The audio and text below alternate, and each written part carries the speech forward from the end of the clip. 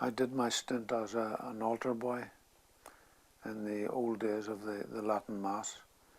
There was a sort of altar boy timetable, so to speak, and for 1 week in the year you got up early, cycled to the village for the early Mass, and did your duty as an altar boy.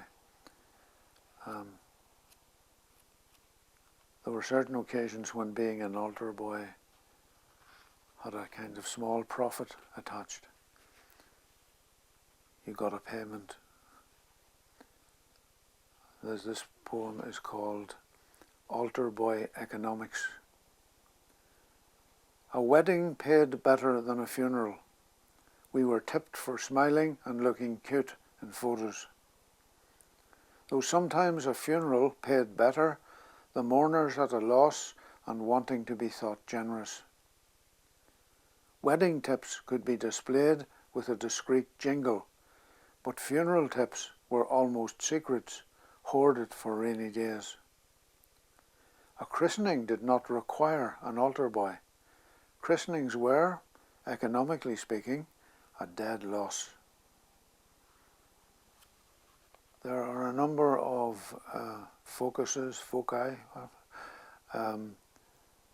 in this collection which I'd like to reflect. There's a group, for example, of poems based on Irish paintings. The source of this was an exhibition that I saw in the Ulster Museum sometime in the 1980s. I kept the catalogue and suddenly found myself beginning to write poems about the main paintings reproduced there. The first one is called The Christening Party. It's based on a painting by Aloysius O'Kelly. The painters are nearly all Irish painters who spent their summers in France and Belgium learning their art, imitating the Impressionists, I suppose. Aloysius O'Kelly, The Christening Party.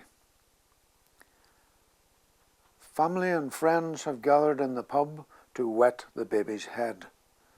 Judging by their demeanour, they have been here for some time.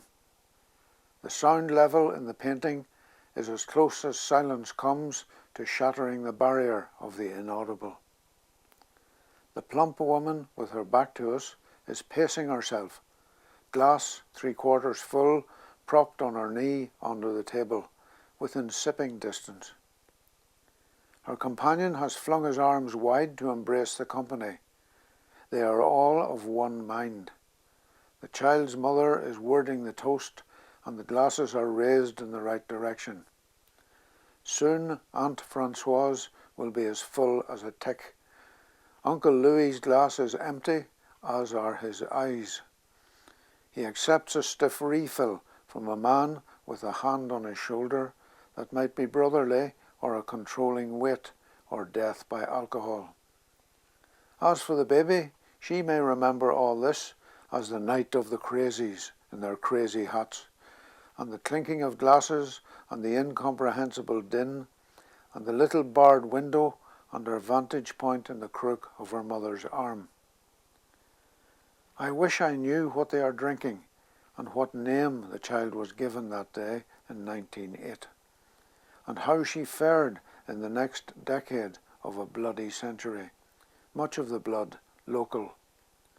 Set hindsight aside, accept that the moment shows her loved and protected. The chance to flourish may be the luck of her dear life, whatever we might imagine, whatever fear. I've just started to hit that phrase again, set hindsight aside, which is apparently going to be used as the title of a book of essays about the differences made by the Troubles, how life in Northern Ireland differs now from the way it did, at the beginning of the Troubles. Set hindsight aside, although it's a bit of a tongue twister, isn't it? There's a poem I like, based on a painting by Joseph Malachy Kavanagh, and the title is Pursuing His Gentle Calling. And it's a very touching poem in a way, because it records how kind of homesick he is in Dublin for various places on the continent, with his painter friends. Joseph Malachy Kavanagh, Pursuing His Gentle Calling. Homesick for Brittany, I don my Breton beret and pick my spot in a snowy Dublin street. 5 minutes, no more, to balance the easel, open the case of paints and squat on my portable seat. Ah, the restless joys of pursuing my gentle calling. No sooner have I lit my pipe and set my brush to work, than here he comes again, the Breton peasant who limps through my etching on the ramparts, Mont Saint-Michel, and the old convent gate, Dinan. That was 4 years ago. Once again he has his back to me and is walking away. I recognize the stick, the hat, the bag crossways on his breast. This time I will cross it to the right. He is there in the way your dead father might surface and oblige you to lose and bury him over and over. Again I have left it late, not painting him first, but catching the buildings ahead. If I'm not quick about it, he'll be round the corner, and something unfinished will continue, for better or worse, to skirt completion. As it will anyway. Next time I'll spread the snows of Dublin, the snows of Brittany, around his feet. I will cure his limp and fill a pipe for him. He will turn his back on me. He will walk away. And one more painting poem based on William John Leech's picture, Interior of a Barber's Shop. It pokes fun at the solemn seriousness of the men in the barber shop, and their sense that everything they say is gospel. William John Leech, Interior of a Barber Shop. The universe is male and requires a haircut once a month. When the universe is silent, it is amassing its next utterance, which will be beyond argument. When the universe speaks, the universe has spoken. Somewhere there is a bag of clippings, mostly grey, to be consigned to the fire. Soon it will contain the thinnings from the present customer, the barber sheet wrapping him like a shroud. His hair will have started growing again before the last strands settle on the floor. His hair will go on growing after his death. The final section of The Darkness of Snow is a kind of narrative poem about the trial of a war criminal. I began writing it when we were in Croatia on holiday, so I think it's been partly fueled by memories of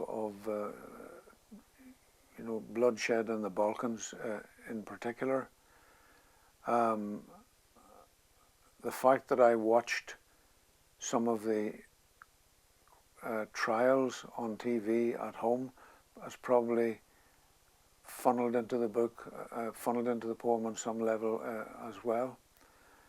Also, there was a period in the north of Ireland when there were discussions about victimhood, and what exactly a victim is, and also about the necessity or otherwise of having a truth commission. So these ideas and these discussions were in the air, and they seem to have found their way into the poem, because I wrote the poem quite quickly. I think most of it was written over a week. So I had a sense that, you know, all of these issues must have been swirling around there. They must have been just waiting for the trapdoor to open, you know, and to think that the poem benefited quite a lot from that. There are a number of speakers in the poem. One of them is an interpreter who attends the trial.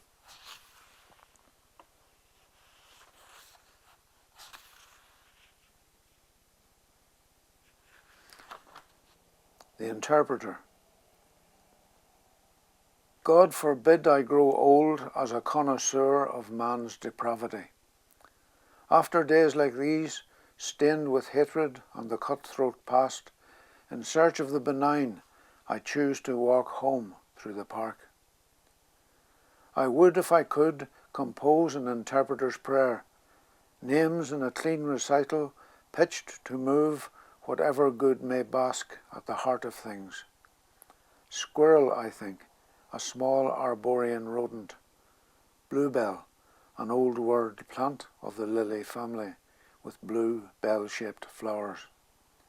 I think leaf and light and water. I think street and sky.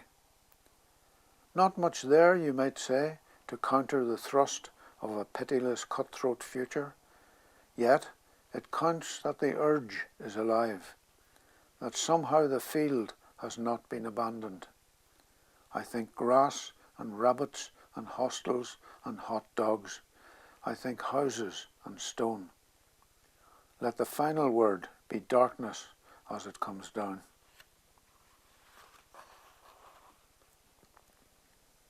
The Willow Forest. What with the pogroms, the genocide, the ethnic cleansing, the secret massacres, the mass graves, the death camps, the public executions, at last there was nobody left. The country was empty. Survivors who reached the borders became refugees.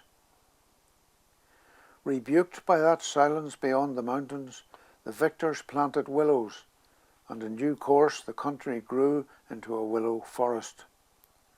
The trees hung their heads over a history that now memorialized could be forgotten. Except that the few who visited spoke of a weight that was more than gravity, a wind in the trees that stilled to a kind of weeping.